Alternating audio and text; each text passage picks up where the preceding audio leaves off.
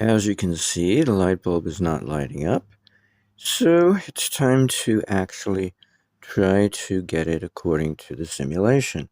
Namely, the capacitors have to be replaced with very low capacitance. And then I have another idea to maybe it's possible to use elevated capacitance relative to what I'm supposed to use. Namely, I believe it's 1 farad, which is pretty tiny, a million times less than a picofarad. I think one way around that is to create multiple instances of capacitances and coils that go in series. The coils wrapped around the fluorescent tube and the capacitances in between. It's just an idea to try. I'll try it in simulation first, but today I'm going to actually build.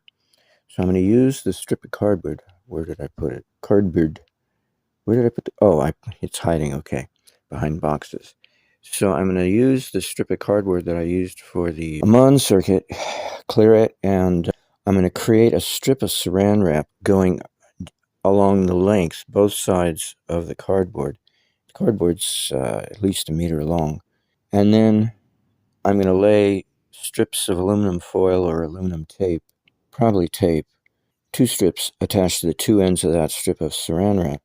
And I have to have 2 of those to be 2 capacitances. So I'm guessing that when you're dealing with the longitudinal, it doesn't care how you angle your reception.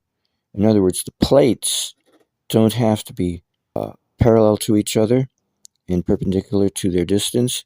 They can be turned sideways 90 degrees because you're not trying to pick up transverse waves.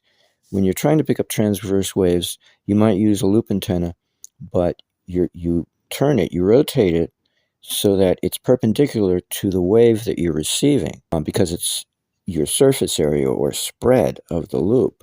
The plane of the loop is your spread or your substitute for a surface area that you're trying to pick up the transverse wave. But when you're picking up longitudinal, when you're holding a stick between you and your friend, it doesn't matter which way you face each other, does it? Just so long as you're holding on to it. So it doesn't matter. But when you flick the rope, it matters the direction that you flick it is, well, yeah, when it comes to reception in particular. Anyway, I don't think it matters with launch. So when Nathan Stubblefield stuck his 2 rods in the ground, and one of them was the receiving rod, and he had a loop antenna, he was receiving possibly transverse waves up above, but down below it didn't matter because his rod was connected to the longitudinal wave down below, I'm guessing. That's my guess today.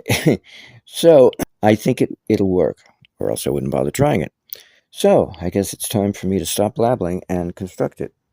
There, now I've cleared it of all the previous circuit experiment from the Amman brothers, and I'm ready to lay down my strips. So I'm going to put the fluorescent bulb in the middle, then put 1 strip of saran wrap down the length of one side of the board and down the other side. And then I'm going to have 4 strips of aluminum tape, top and bottom here.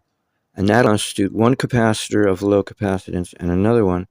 And the fluorescent bulb with the 3 coils, the 2 copper coils and the 1 open galvanized iron coil, serving as my open coil in the middle. And then I'll hook them up with appropriate wire or something or other. And that should constitute my new configuration, replacing what I have over here. And then I'll lay it up against the car and then make the connections to ground and to the car and see if it works. All right, now I got my 2 strips. This one on the right is slightly shorter than the one on the left. And I got my strip of aluminum tape, and it's held in place with painter's tape. Same on this side, and then down here, and then down here. So this constitutes my dielectric sandwich between my 2 plates. Now I got my 2 plates on the same side. You would think that doesn't look right. But again, if longitudinal doesn't make any difference, which side the plate is on in terms of polarization, maybe it does matter. Maybe I should have these up here on the back side rather than on the front side. Actually, But I'm going to try it this way first, since I'm lazy and I already did it. And hey, might as well try out all the different possibilities. So now the fluorescent tube will go in the middle and the coils around it. And then I have to hook up those coils to the 4 plates and attach the tube to the cardboard so it doesn't move around. This is what you call really, my soldering skills are zero, just about, close to zero.